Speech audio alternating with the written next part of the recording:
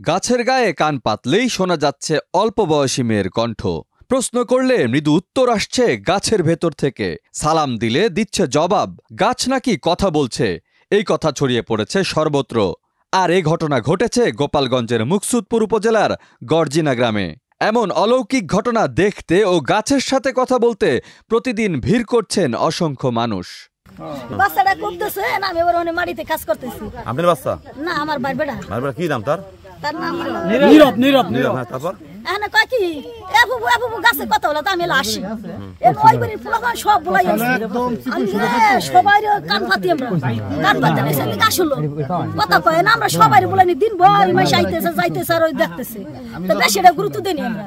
দুপুরের পর সবাই আর গুরুত্ব দিচ্ছে গাছ। গোপালগঞ্জের মুকসুদপুর উপজেলার অজপাড়াগা গর্জিনা গ্রাম। এই গ্রামের সৌদি প্রবাসী সবর মিয়ার বাগানের একটি গাছকে ঘিরেই এই কাণ্ড। এলাকাবাসীর দাবি, সপ্তাহখানেক আগে এই বাগানের একটি গাছ কাটতে যায় স্থানীয় গ্রামের জুয়েল মোল্লার ছেলে নীরব সহ কয়েক শিশু। গাছটি স্থানীয়ভাবে লম্বু গাছ নামে পরিচিত। সে সময় দা দিয়ে গাছে আঘাত করতেই গাছটি নাকি কথা বলে ওঠে। দেওয়ার পরে তখন বলছে আমার ছোট বাচ্চা যে আপনাদের কাছে বলছে, পরে আপনারা আসিয়া সবাই কান পাতকে শুনতেছেন বিষয়টা কি? এই যে ভাই কথা বলতে আছে যে আমরা কি করতে পারি।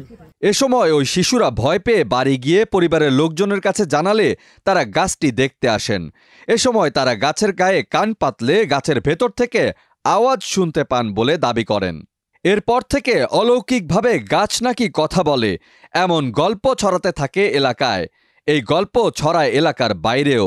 দলে দলে লোক আসতে থাকে, কেউ কেউ মানত করতে থাকেন।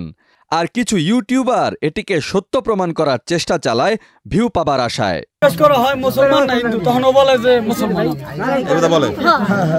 লোকজনও চাঞ্চল্য করে এই সংবাদটিকে সত্য ভেবে আসতে থাকে গর্জিনা গ্রামে গাছটিকে দেখার জন্য। গাছটি দেখতে গোপালগঞ্জ, মাদারীপুর, বরিশাল, ঢাকাসহ বিভিন্ন স্থান থেকে দলে দলে লোকজন আসছেন, ভিড় করছেন সবুরের ভিটায়। আগন্তুক ও কৌতূহলী মানুষ গাছের গায়ে কান পেতে কথা শোনার চেষ্টা করছেন। অনেক দর্শনার্থী গাছের কথা শুনতে পাচ্ছেন বলেও দাবি করেন। গাছটি নিয়ে অলৌকিক গল্পের ডালপালা মেলছেই।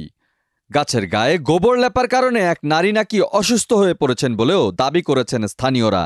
স্থানীয়রা অবশ্য এও বলছেন এ ধরনের ঘটনায় বিশ্বাস করা ইসলাম সমর্থন করে না, তবে জিনকে গাছের মধ্যে আটকে রাখার কারণে হয়তো এমনটা হচ্ছে।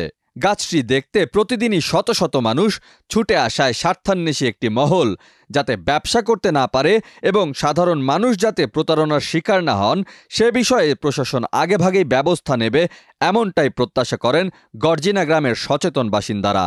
গাছের কথা বলার বিষয়ে ওই ইউনিয়নের চেয়ারম্যান শাহিদুর রহমান টুটুল দেশ রূপান্তরকে জানান, ওই গাছের কথা শুনে শত শত লোক এলাকায় ভিড় জমাচ্ছে।